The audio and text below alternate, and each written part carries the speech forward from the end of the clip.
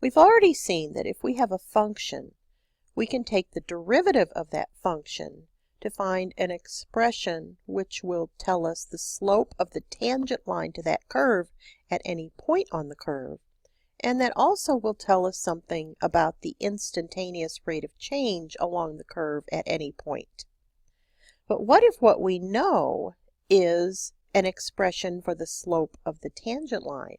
Or if what we know is an expression for an instantaneous rate of change, and we'd like to know the function that came from?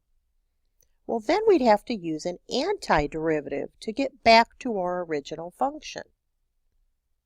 So let's suppose that our derivative is 2x plus 3, and we would like to go back to our original function. Well, it's possible that the original function is x squared plus 3x plus 5, but is that the only possibility for the original function? Well, no, here's another possibility. Now think about it. What's the derivative of x squared plus 3x plus 9? It's 2x plus 3. Are there other possibilities? Well, sure, there's lots of other possibilities. In fact, what you'll notice is that all of these functions which could give us a derivative of 2x plus 3 have different constant values in the functions. So we could say that a function that is the antiderivative of 2x plus 3 is the function x squared plus 3x plus c, where c is some random constant, which we'll call the constant of integration. We said that the slope of a line can be found by finding the difference of the y-coordinates of 2 points on the line and dividing that by the difference of the x-coordinates of those 2 points. Now we also said we could describe that as the change in the y-coordinates divided by the change in the x-coordinates. Or we could also describe that as dy divided by dx. Now that notation came up again when we were looking at some notation for derivatives that was dependent upon the notation we used for the function. So if our function is described as f of x, the derivative notation we used was f prime of x. But if our function was described in terms of y, as in y equals x squared, then the derivative was also described in terms of y.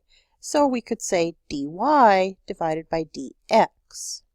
Now think about that equation. Dy divided by dx equals 2x. If we multiplied both sides of that equation by dx, we'd have something that would look like this. Dy equals 2x times dx. Now it's that notation where we're seeing something times dx that's describing the change in y that we're going to see come up in our notation when we describe antiderivatives by using integrals. Now we'll see that notation in these basic integration formulas, which remember are really just the reverse of the differentiation formulas that we've already seen. Here's our first formula.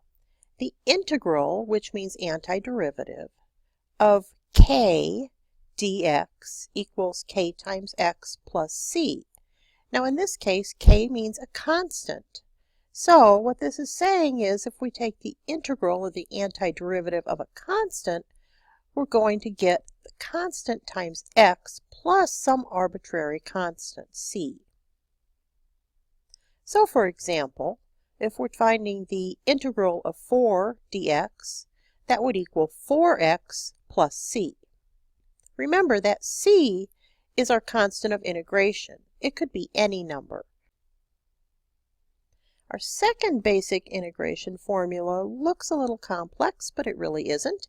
It's saying if we're taking the integral of x to a power, the power in this case is r, that's going to equal x to a power that's 1 more than the original power of r, divided by r plus 1, plus our arbitrary constant c. Now that's true as long as the power of what we're trying to take the integral of is not -1. Here's an example.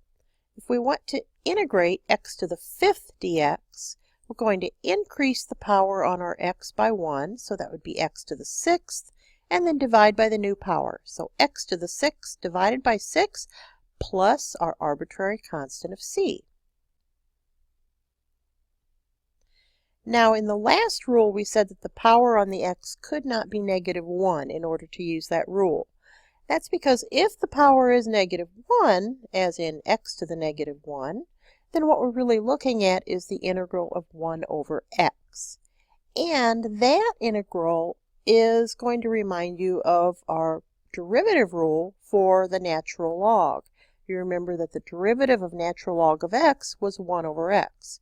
So the antiderivative of 1 over x is the natural log of x plus this arbitrary constant of c.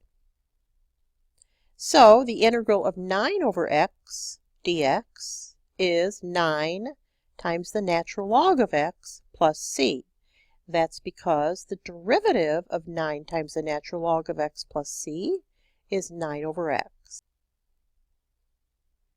Our next integration formula is all about the antiderivative of e to a power. So if we have e to a power and that power consists of some coefficient a times x, then the antiderivative of that will be 1 over that coefficient a times e to the ax, plus our arbitrary constant of c. So the antiderivative, the integral of e to the 7x dx, is 1 over 7 times e to the 7x plus c. So let's practice a few problems where we can use these rules. After we integrate, we'll also check our answers by differentiating to see if we get back to where we started. So in this case, we want to find the antiderivative, the integral of x to the 7th dx. Now that's our power rule for integration. So what we'll need to do is add 1 to the power on our x and then divide by that new power.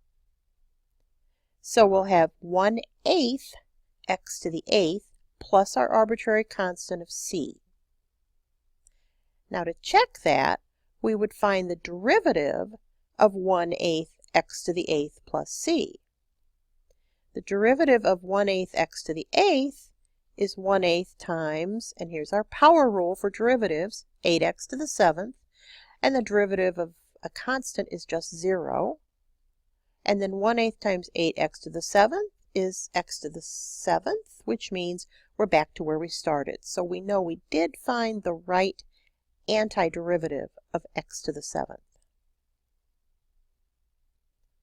This one's also going to use our power rule for integration. Our power is 99, so when we find the antiderivative, we'll add 1 to that power and divide by the new power. So the integral of x to the 99th is 1/100th x to the 100th plus c.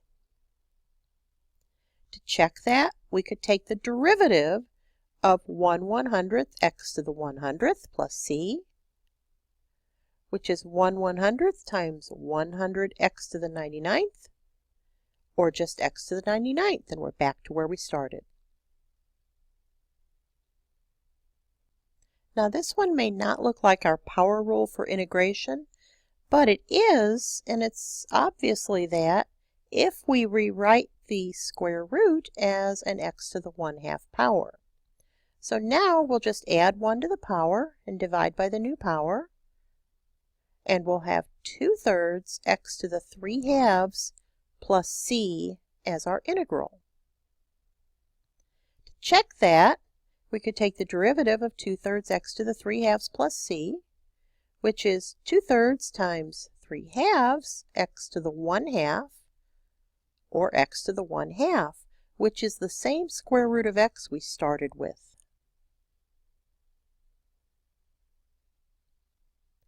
Now this one we can use our power rule on again if we rewrite it as the integral of x to the -3 dx. Now we'll add 1 to the power and divide by the new power, and have negative 1/2 x to the negative 2 plus c as our integral. Now we could also write that as negative 1 over 2x squared plus c if we wanted to rewrite it with a positive exponent. To check that, we could take the derivative of negative 1/2 x to the negative 2 plus c, which is negative 1/2 times negative 2x to the negative third, or x to the negative third, which gets us back to where we started, 1 over x to the third. Now you probably remember that for derivatives, if we have several terms that are added or subtracted, we could take the derivative of the separate terms and then combine them again through addition and subtraction. The same thing works for integration. If we're integrating something that has several terms, we can integrate the terms separately in order to find the integral of the original expression.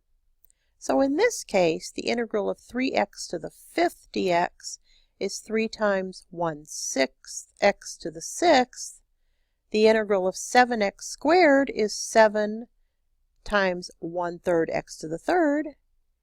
And the integral of 8 is 8x, plus our arbitrary constant of c.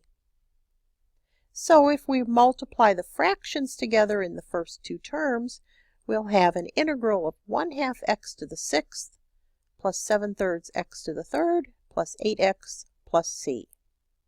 You've noticed that all of the integrals that we have done have had to have this term of plus c included in the antiderivative.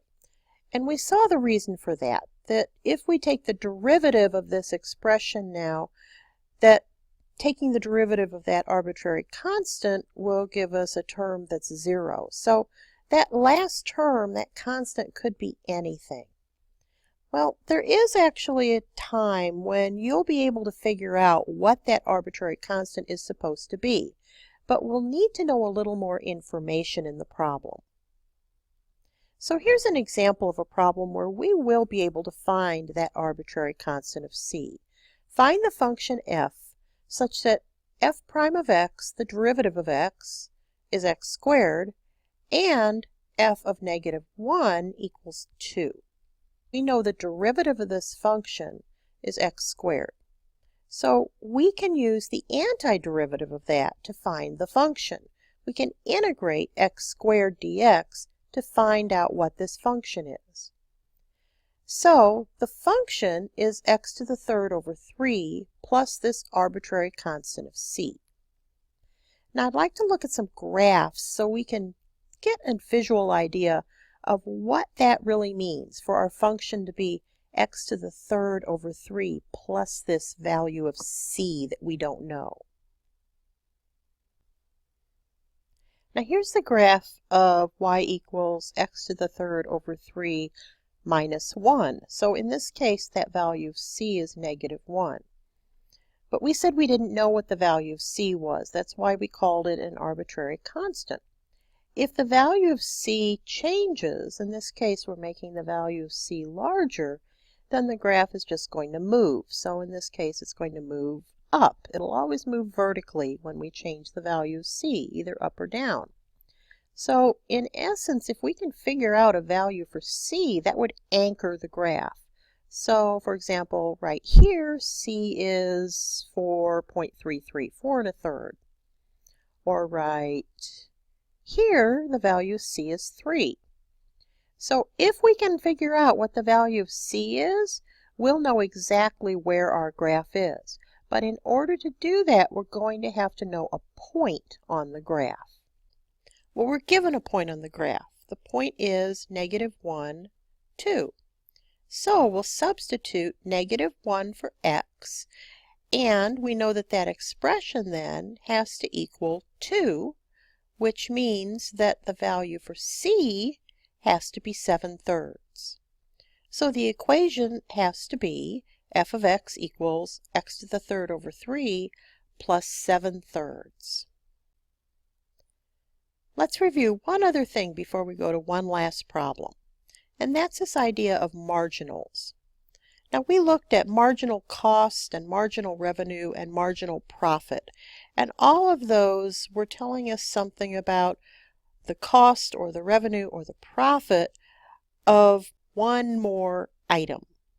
So the problems that we worked on already, we were given a cost function, and we were asked to find, in this case, a marginal cost. And we found the marginal cost by taking the derivative of the cost function. Well, what if what we're given is the marginal cost function, and we'd like to find the cost function? Well, in that case, we'll have to use an antiderivative or an integral of our marginal cost function to find the cost function. Now, one other thing to think about, and that is that the cost function tells us the total cost of producing X items. What would happen if X equals 0? Well, if X is 0, that means we'd produced 0 items, so we didn't make a thing. But for this particular function, when X is 0, Y, or cost in this case, is 27,500. So what does that mean? Well, that means that the fixed costs are $27,500. In other words, even if we make absolutely nothing, there's still going to be costs that we incur just by maybe having to pay rent on a building or having to pay employees to guard a factory. So fixed costs are something that we have to pay even if we don't make a thing. Now, with those things in mind, let's see if we can tackle this problem. A company determined that the marginal cost, C prime of X, of producing the Xth unit of a product is given by C prime of X equals 4 times the cube root of X. Find the total cost function C, assuming that C of X is in dollars and that fixed costs are $500. So we know something about the marginal cost. So the cost would have to be the antiderivative, the integral of the marginal cost. So we'll integrate 4 times the cube root of X dx. Now the cube root of X is really X to the 1/3. So we're integrating 4x to the 1/3 dx. Now we'll use our power rule to integrate.